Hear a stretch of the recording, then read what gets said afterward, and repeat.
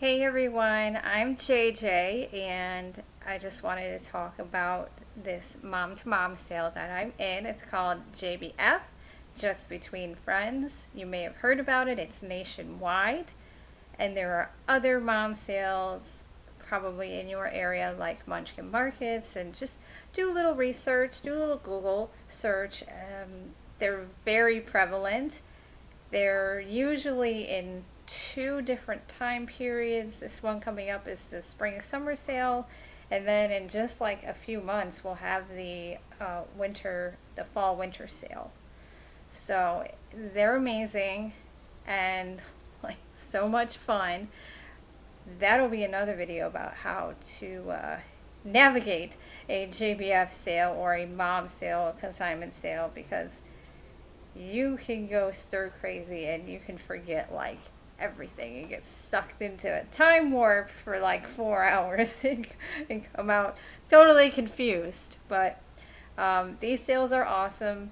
They sell clothing for kids, girls and boys, babies, everything from newborn up to I think a girl size 16, and now it's a junior sizes too, which I'm very excited about because hey, maybe I'll find something too.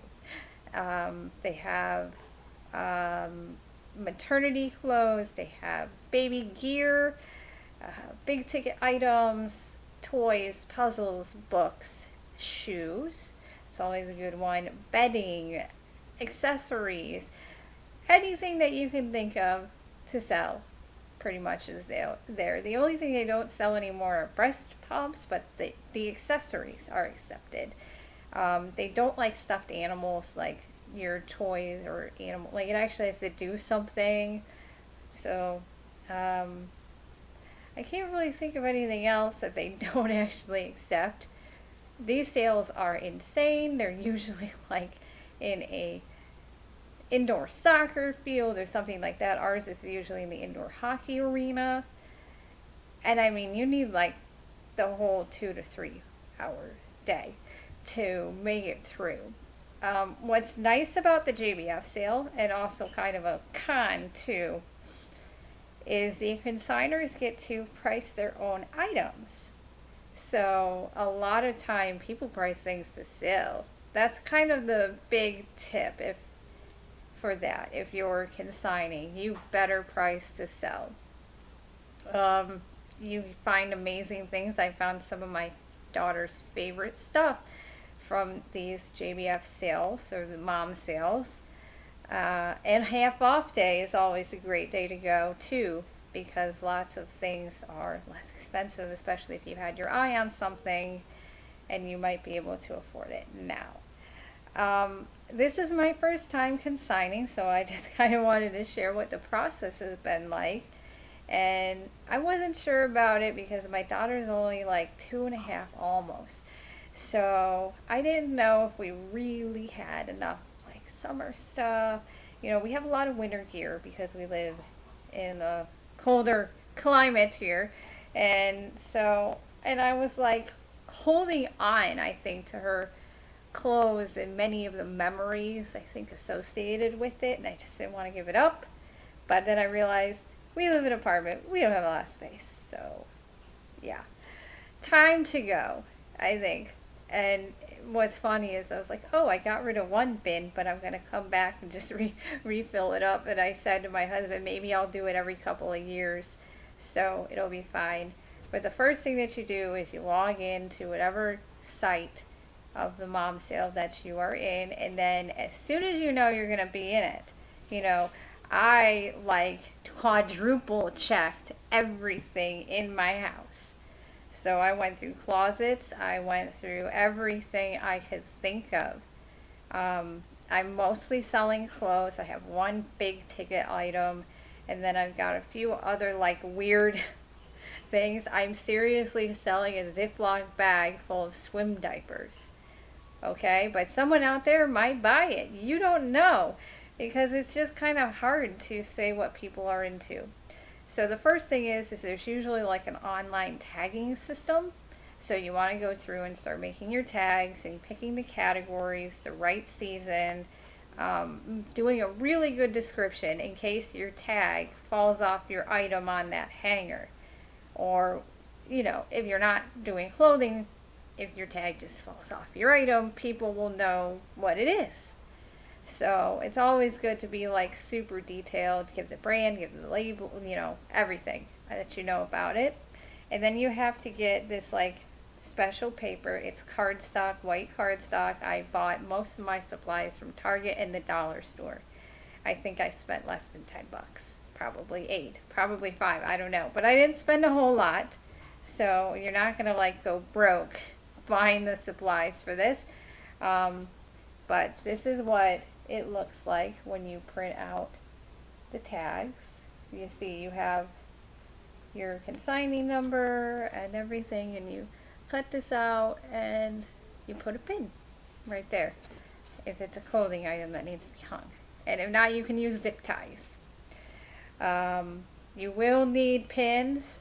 I got the various shape size pins, but I recommend the 2-inch because it's so easy and you're not going to kill it. My poor fingers, I stuck myself multiple times. Pinning is not my forte.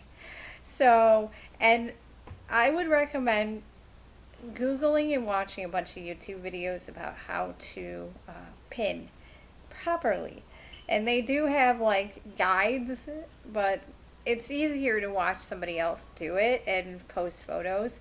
And then like look at the rules about what's accepted for the spring sale versus the winter sale. At the spring sale, a lot of it is like they don't want long sleeves, they don't want fleece, things like that. And unless it's like a sleeper for or a sleep sack or something like that, So you have to know some of the rules, summary things, If you have shoes, I highly recommend cleaning them with Mr. Clean and using Q-tips and wiping them all down. I actually used a toothpick to get into like underneath the dirt that had gotten stuck on some of the tread. And I cleaned those puppies up. And I recommend getting like a hole punch. So what you're going to do is do a hole punch in your tag and then take a zip tie, and that way you can keep together, or curling ribbon. 1,000,000 times easier than using pins. Now, these are some examples that I've already pinned here. The pinning takes forever, so just, I've got like a whole nother month, and I'm already like, this is going to take me weeks. So I've been doing it at night when my daughter's like going to bed, trying to do all of these because it's just ridiculous.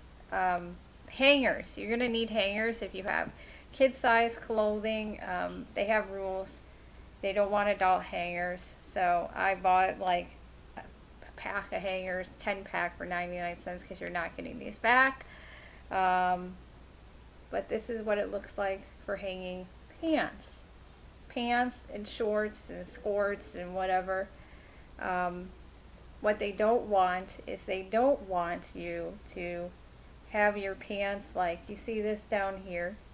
They don't want you to pin your pants to the bottom because your pants are going to go all over the place. They might end up on the floor, and they want this to be a question mark.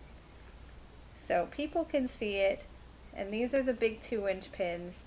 And the easiest place really to pin, because I had this cute belt here, you can't really see, but I just put it right through the seam and then pinned it up here. So this is like pinned nice.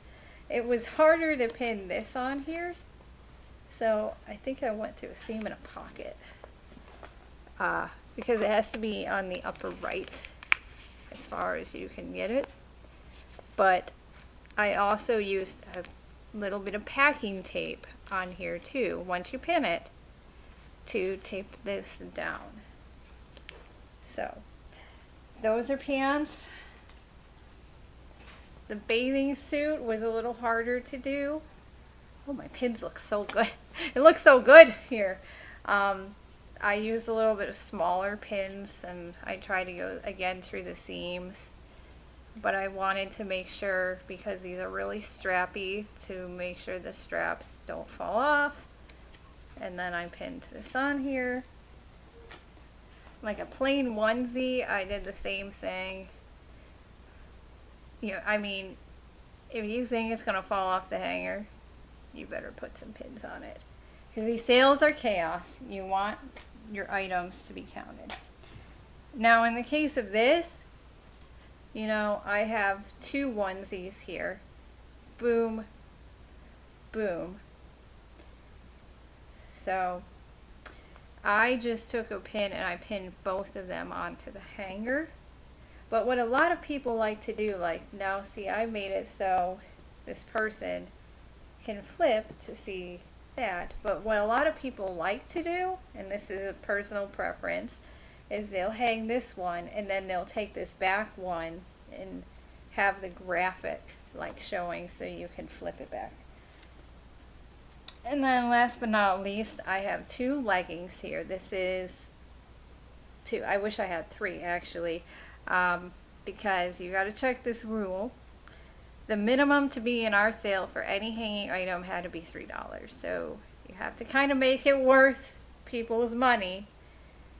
And so I just put this hanger in between these two pairs of leggings and hung them together. And the rule is they have to be the same size. So these are both 18 months. And that way the people can look at them, they can see what's going on. I don't actually have any like sets of stuff, like where there's a top and a bottom, but they usually want you to attach the bottom to the top and not the hanger, because you want, it'll pull your clothes. And some people like the tagging gun, but I've read a lot of negative things about the tagging gun, that the tags get lost. So, and they make holes in the clothing, and if there's holes, they can't be sold.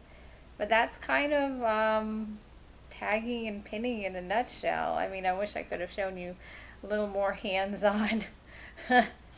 But that's kind of the experience that I'm going with right now and dealing with.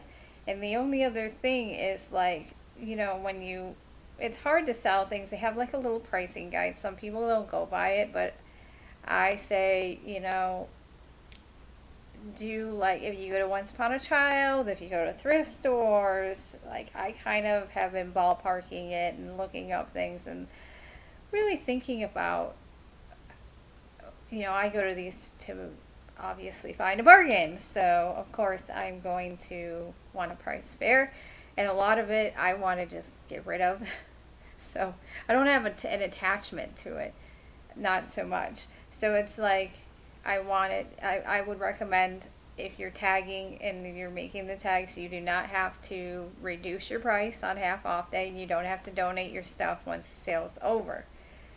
I think the pro to not donating would be you get your item back. If it doesn't sell, you can be in another sale and try selling that item again. The con, I mean, you're not helping charity, really. I would just help charity and get rid of it. The other question is whether or not, like, big ticket items, should you reduce on half off day? Because I think a lot of those items go very fast, and that's what people are looking for, the bargain. So I actually have mine to reduce. It's a walker. And, like, don't price it too high and rely on the half off day.